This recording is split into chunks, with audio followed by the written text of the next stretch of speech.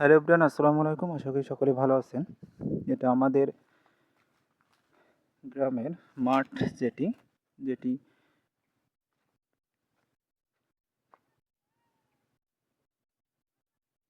দোয়ালের উপার নামে খ্যাত। এই জায়গা প্রচণ্ড উঁচু জায়গা। এর নিচেই খাল আছে, অর্থাৎ বিল। আর এদিকে সবজি সবজি বেড সব তৈরি হয়। এর মাঝে এখানে প্রচুর একটু উঁচু জায়গা, মানে এটার মাঠের মাঝখান। এখানে খেজুর গাছে ভরা। দেখতে পাচ্ছেন শীতের সিজন যেহেতু চলে আসছে, এই জায়গার প্রতিটা গাছ কিন্তু দেখতে পাচ্ছেন প্রতিটা গাছ কিন্তু খেজুরের রস সংগ্রহ করার জন্য গাছগুলোকে ঝুড়েছে। দেখতে পাচ্ছেন এগুলো সদ্য ঝরা, অর্থাৎ আজই মনে হয় ঝুড়েছে। যে দেখতে পাচ্ছেন, এটা কিন্তু আমাদের নয়, আমাদের গ্রামের খেজুর গাছ। এখানে অনেকগুলো গাছ। আশা করি শীতে এই জায়গা থেকে রস গুড় নেওয়া যাবে। আসলে আমাদের এই অঞ্চল থেকে এই রসগুড় কিন্তু হারিয়ে যাওয়ার পথে। আমি যেখানে অবস্থান করছি এটা কিন্তু আমাদের মাঠের মাঝখান, অর্থাৎ এখানে উঁচু জায়গা। আগে এখানে ফসল হতো, এখন কিন্তু এখানে উঁচু হওয়ার কারণে সেচ প্রকল্পটা অনেক ব্যয়বহুল হয়ে যায়, সেজন্য কিন্তু এখানে এখন আবাদ না করে কাঠ গাছ রোপণ করে দিয়েছে। এখানে কিন্তু প্রচুর পরিমাণে খেজুর গাছ আছে। শীতের সিজন যেহেতু চলে আসছে, এই যে দেখতে পাচ্ছেন এখানে কিন্তু ছোট ছোট খেজুর গাছেও ভরা। এদিকে মাঠে দেখতে পাচ্ছেন এখানে মুসুরি, অর্থাৎ মুসুর ডাল যেটা বলে, সেটা বীজ রোপণ করার পরে গাছ বের হয়েছে।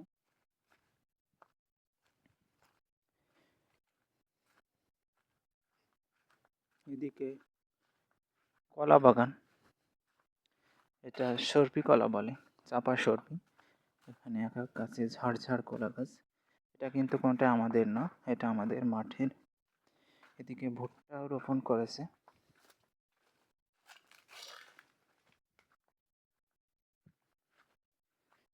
এই যে এখানে ভুট্টা রোপণ করেছে। আমরা একটা জমিতে 7-8 কাঠা মতো ভুট্টা রোপণ করেছে, সেটার ভিডিও আপনাদেরকে দেখাবো।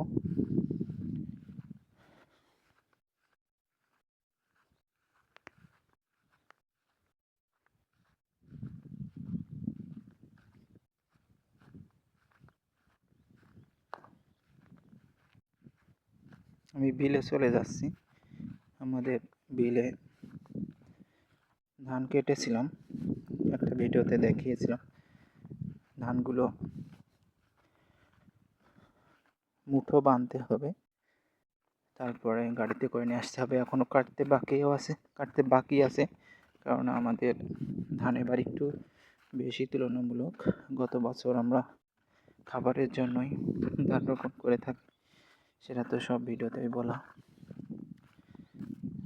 এই যে আমাদের গ্রামের কাকারা দেখতে পাচ্ছেন ধানগুলো মুঠো বেঁধে জালি দিয়ে রেখেছে, এখানে গাড়ি এসে নিয়ে যাবে।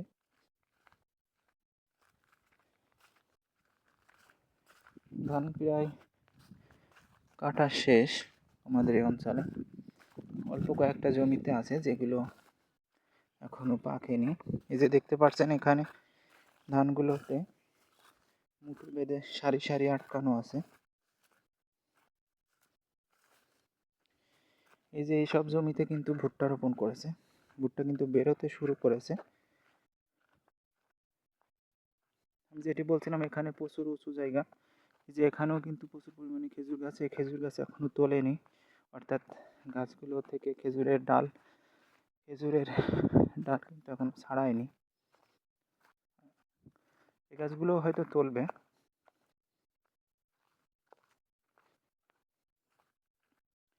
এদিকে আমাদের এই মাঠে কিন্তু প্রচুর পরিমাণে সবজি হয়, যেটা আপনারা দেখতে পাচ্ছেন।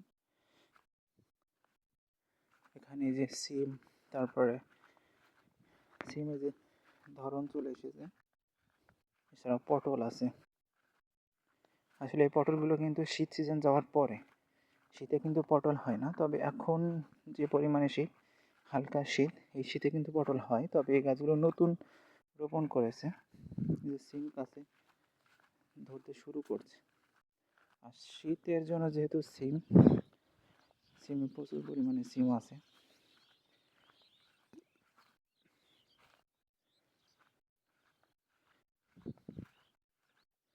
আজকের ভিডিওটা শুধুমাত্র খেজুর গাছগুলো দেখেই করা, যেহেতু শীত চলে এসেছে। খেজুর গাছের রস ইতিমধ্যে আর 1 থেকে 10-20 দিন ভিতরে আমাদের এই অঞ্চলে খেজুর রস পাওয়া যাবে। এই যে দেখতে পাচ্ছেন সবাই ধান কিন্তু মুঠো বেঁধে এক জায়গায় দলা করে রেখেছে, গাড়ি এসে নিয়ে যাবে গাড়িতে করে।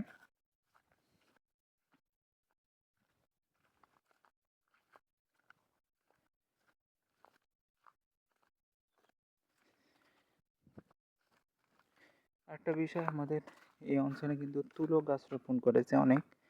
তুলো গাছের একটা ভিডিও আপনাদেরকে দেব।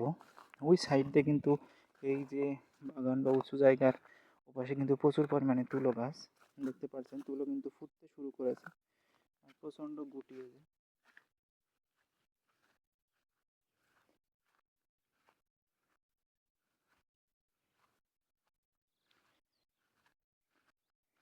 আমাদের অঞ্চলে তুলা চাষ শুরু হয়েছে গত 2 থেকে 3 বছর।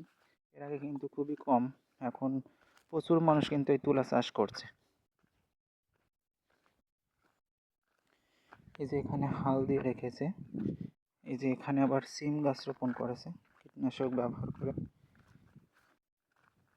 এখানকার সিম গাছ খুবই ছোট, যেহেতু এটা বিল, আমি এখন যেখানে অবস্থান করছি আমাদের বিলে, এই বিলে কিন্তু পানি খুবই কম,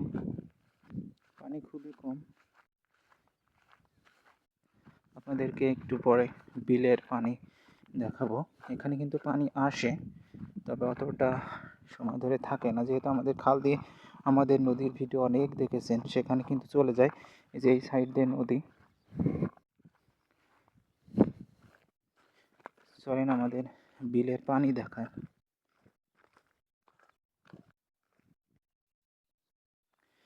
এই যে এখানে নতুন ধান কাটছে, এই যে এই ধানগুলো কিন্তু পেকে গেছে। আমি ইতিমধ্যে বিলের মাঝখানে চলে এসেছি। আমাদের এখানে তলা বিল পর্যন্ত পানি হয়, অর্থাৎ তলা বিল পর্যন্ত কিন্তু ধান রোপণ করা। এই যে খালের মুখ, এখান থেকে এই যে বিলে আমাদের এইটুকু জায়গায় পানি, তাছাড়া কিন্তু আর পানি নেই। আর একটা ভালো খবর ভিডিও শেষে এসে বলতে হচ্ছে, আমাদের এখানে কিন্তু ধান রোপণ করা, ধানের বীজ রোপণ করেছি। এই যে এখানে দেখায়, তারপর ভিডিওটা অনেক লম্বা, শেষে বলছি।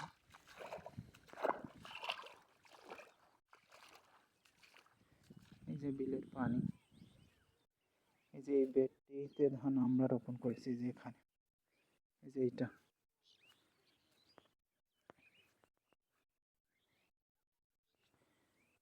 আমাদের ধান ফেলানো হয়েছে।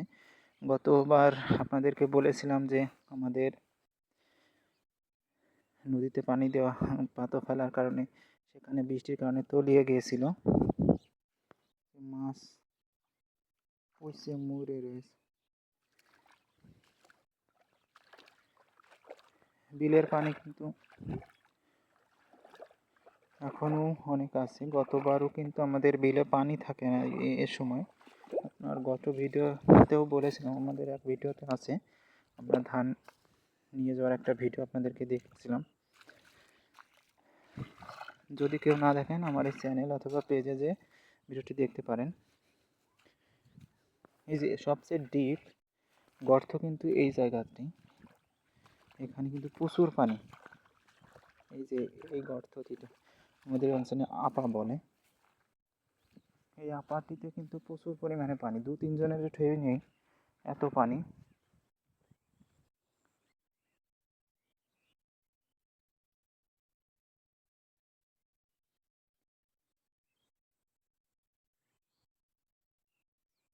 আমাদের বাড়িটা ঠিক এই কোনাকুনি।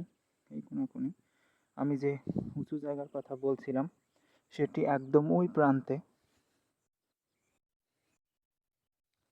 ওই যে আমার আব্বা ধান গাছ বা মুঠো বাঁধছে, এক কথায় ওই যে আমার জমির এখানে কিছু ছেলেপেলে মাছ ধরছে।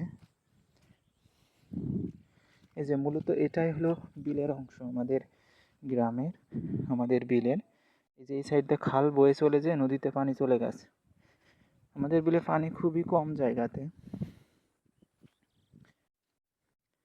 সকলে ভালো থাকবেন। ভিডিওটি অনেক লং হলো, এবং ভিডিওটি কেমন লাগলো অবশ্যই কমেন্টে বলবেন। এবং ভিডিওর যে সেকশনে রয়েছে, অর্থাৎ আপনি ফেসবুকে যদি দেখেন অবশ্যই পেজটি ফলো করবেন, ইউটিউবে যদি দেখেন অবশ্যই সাবস্ক্রাইব করবেন। ইউটিউব চ্যানেল হোসেন ক্রিয়েট এবং ফেসবুক পেজ হলো হোসেন থট সিটি। অবশ্যই পেজের সঙ্গে থাকবেন। গ্রাম বাংলার কন্টেন্ট অবশ্যই পাবেন। আর যাদের গ্রাম বাংলার ভিডিও দেখতে ভালো লাগে তারা সাবস্ক্রাইবার কিন্তু না করলেও চলবে। সকলে ভালো থাকেন, সুস্থ থাকেন এই আশায় ব্যক্ত করি। Bye bye.